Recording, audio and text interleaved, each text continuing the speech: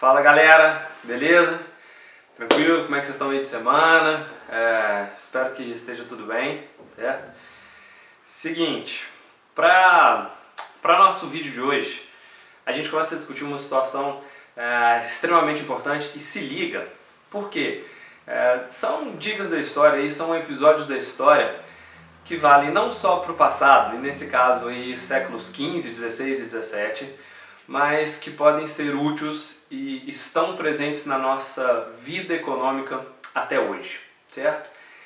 Antes da gente começar a explicar o que é o assunto e entrar no papo sobre o mercantilismo, a primeira pergunta é a seguinte, cara. Vocês já pararam para pensar o que determina a riqueza de um país? Né? Como é que os países fazem para poder ganhar dinheiro, para poder se enriquecer e para poder se fortalecer? Né? E dentro desse universo, dentro dessa discussão, vocês estão ligados que existem práticas diferentes e estratégias diferentes para fazerem isso? O que eu estou falando? Nem todo país ganha dinheiro da mesma forma, certo?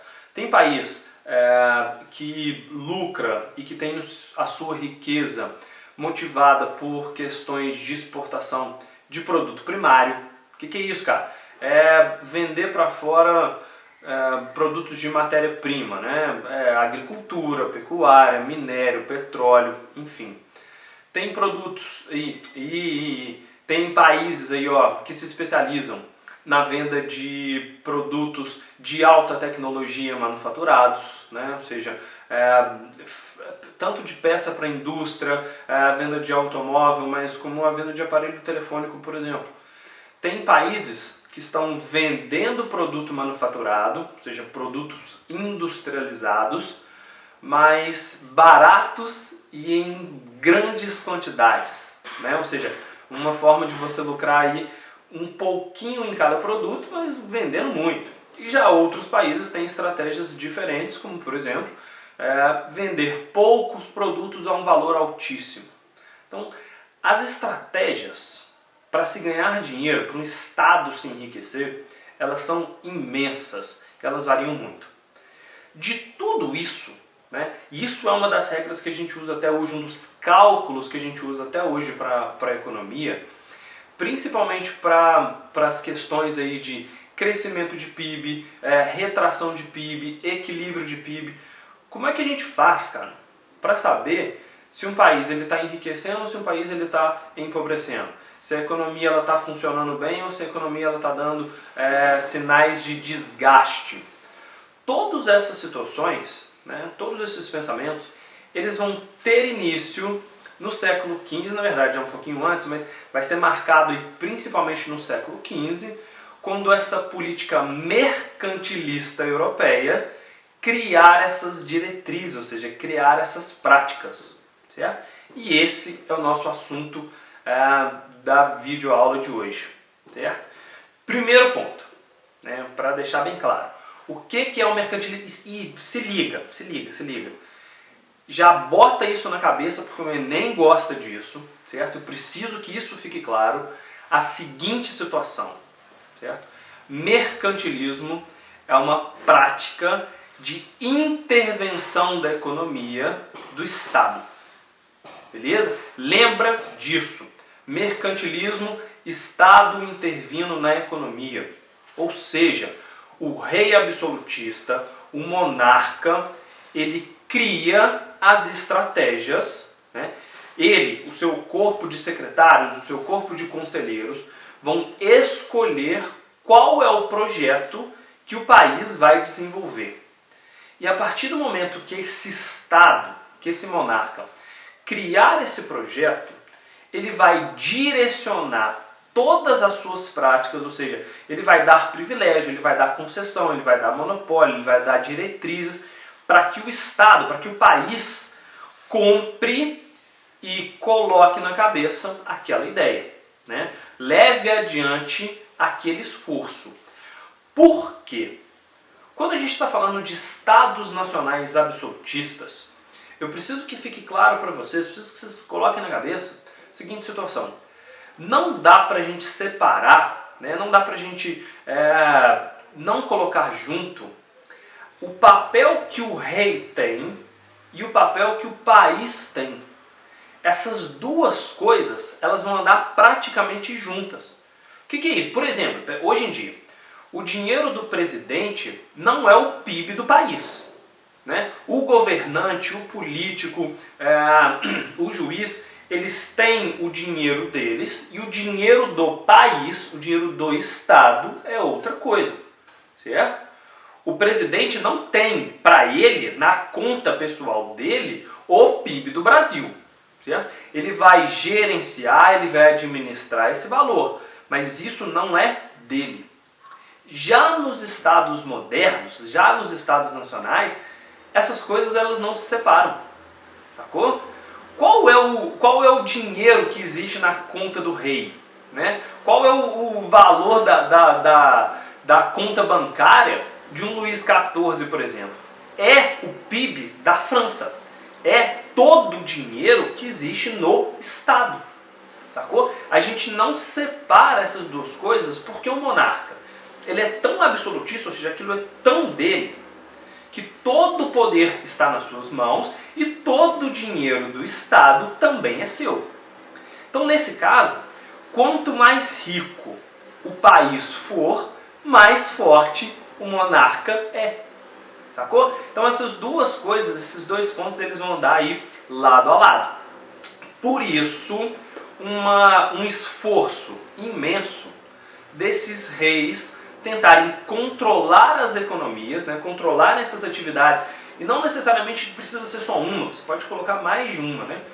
Mas quanto mais funcional, ou seja, quanto mais dá certo essas práticas de enriquecimento, maior é a chance do Estado enriquecer e isso deixa o rei mais poderoso, certo? Esse é o ponto. Pois bem, as estratégias para isso vão ser extremamente variadas, né? Não existe só uma, como eu disse. Mas até hoje, esses pontos eles determinam o que é um país rico do que é um país que está em recessão. As principais características desse mercantilismo, ou seja, as principais práticas que esses países europeus aplicaram, né, para se enriquecer, para fortalecer, com os reis apoiando essas atividades, foram as seguintes: o metalismo, o colonialismo, protecionismo, balança comercial favorável e, no caso da França, em um específico, o colbertismo, que é a venda de produtos luxuosos. Então, existem essas práticas, existem essas estratégias para deixar o Estado mais forte. A primeira delas, que na verdade é o objetivo de todas, né? E ela foi muito utilizada principalmente pela Espanha, é o que vai deixar os espanhóis aí, o grande império do sol, né? O império que nunca dorme, do tamanho da riqueza dos espanhóis, que é o metalismo. Ou seja, se o que determina a riqueza de um país é a quantidade de ouro que você tem, os grandes esforços espanhóis vão ser para obter essa riqueza, vão ser para ir atrás desse metal e dessa matéria-prima, principalmente nas Américas, aonde isso é extraído, levado para a metrópole, né, levado para a Espanha, e a Espanha se torna uma grande potência. Por quê? Porque tem diretamente a riqueza, tem o metal precioso. Então, essa é uma das primeiras estratégias, certo? Portugal vai investir nisso num segundo momento, principalmente quando o ouro em Minas Gerais foi descoberto, né? Ou seja, imensos esforços, imensas estratégias para capitalizar, ou seja, para trazer o máximo possível dessa riqueza para a Europa, para Portugal, sanarem suas dívidas e levarem adiante os seus projetos. Então, obter metal precioso é uma das primeiras estratégias de você enriquecer o Estado. Tá, mas e os países que não têm mina de ouro? Por exemplo, Inglaterra, França, Holanda, não possuem colônias que gerem essa riqueza. O que eles fazem? Roubam. Simples. Eu ouvi falar na pirataria ou nos corsários, né? O pirata ele é mais individualista, ele está roubando para si próprio, né? Ele está roubando Jack Sparrow lá na Ilha da Tartaruga, sei lá. Rouba o navio de ouro para gastar com bebida de rum e carteado. Certo? Mas no caso dos corsários, ou seja, o que é isso? É um pirata patrocinado pelo Estado. Ou seja, olha, a gente vai te dar aqui um navio de guerra, você não vai poder usar bandeira, porque se você for pego a gente nunca te viu, mas se você conseguir capturar os galeões de ouros espanhóis, ou portugueses, ou de qualquer um, traz esse ouro para cá, a gente faz uma repartição ali, você vai ficar bem pro resto da vida, certo? Ou seja, prática de enriquecer. Mas tem outras mais vantajosas e mais práticas.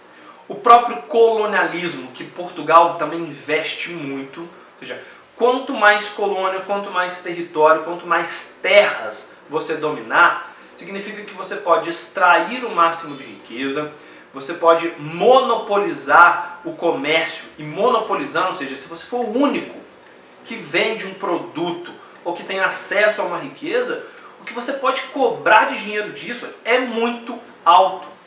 Então, o Portugal, pensando no Brasil, vai aplicar, por exemplo, tem um outro vídeo aí no canal sobre debate no sininho aí, para avisar essas coisas. Mas tem um outro vídeo aí sobre a sociedade açucareira, que o grande projeto de enriquecimento de Portugal é usar o Brasil para produzir uma matéria-prima extremamente valiosa, que é o açúcar, e revendê-la na Europa e lucrar com isso. Ou seja, você usa a terra de uma colônia, você monopoliza aquela atividade e você lucra com isso. Então, ter colônias ela é extremamente vantajosa.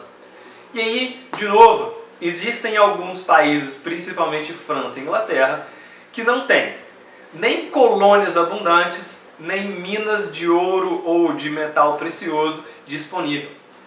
Quais vão ser as estratégias aplicadas para esses estados que não possuem essas atividades conseguirem enriquecer? A principal delas, e é uma estratégia muito mais de ponta de papel, né, ponta de caneta, o que é, cara? Balança comercial favorável. Certo? E saca a dica que isso aí pode ser usado na sua vida? É isso, velho. É isso. Se liga. Nunca pode gastar mais dinheiro do que você ganha. Simples. Certo? Para qualquer negócio. Se a sua atividade, se a sua mesada, se o seu dinheiro, enfim, se você gasta mais dinheiro do que você está recebendo, você está ficando com prejuízo. Você está em recessão.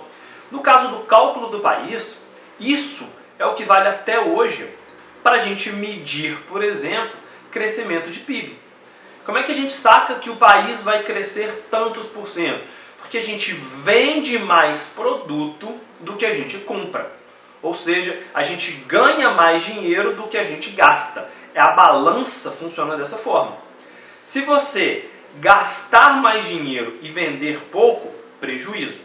Se você gastar dinheiro na mesma quantidade que você arrecada, equilibrado.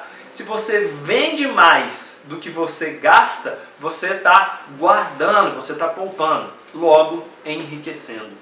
E isso leva a situação para a última atividade, que é o comercialismo. O que é isso? É a prática de entender que a melhor forma de obter riqueza, a melhor forma de obter esse capital, certo? É comprando matérias-primas baratas e vendendo matéria-prima, vendendo produto manufaturado mais caro. Certo? Essas são as práticas mercantilistas. Se você compra barato, transforma esse produto. Por exemplo, açúcar brasileiro, veio a matéria-prima para a Europa. Pega a Holanda. Depois tem outro vídeo aí em breve discutindo o caso dos holandeses. Vamos lá. Pegou a matéria-prima, açúcar brasileiro, transformou o açúcar, refinou o açúcar, colocou em cubinho bonitinho, ensacadinho com logotipo e vendeu um produto que foi transformado, foi manufaturado. Um valor muito mais caro. Certo? Isso vale com qualquer produto. Tudo que é transformado e você vende por um valor mais alto do que você comprou, você está lucrando com isso. Certo? Essas são as práticas econômicas e em todos esses pontos do mercantilismo, o que eu quero que fique claro é que é o Estado que está direcionando esses esforços. É o país, é o rei, é a coroa que está dando a letra no seguinte, olha, Espanha, nós vamos investir, certo? O rei vai criar um projeto e vai liberar dinheiro, vai liberar imposto, vai liberar, enfim, né? Vai colocar todos os seus esforços para poder investir nas colônias ou para explorar a matéria-prima ou extrair o metal. Inglaterra, nós vamos fazer os esforços para proteger o nosso comércio, vamos criar aí taxas alfandegárias. Para quê? Para tudo que vem de fora ficar mais caro do que o produto aqui dentro. Então, cada rei, cada monarca vai dificultar ou vai interferir nas questões econômicas para tentar enriquecer, certo? Essas são as práticas mercantilistas que em breve a gente discute como é que elas vão ser extremamente criticadas. Valeu, boa aula para vocês!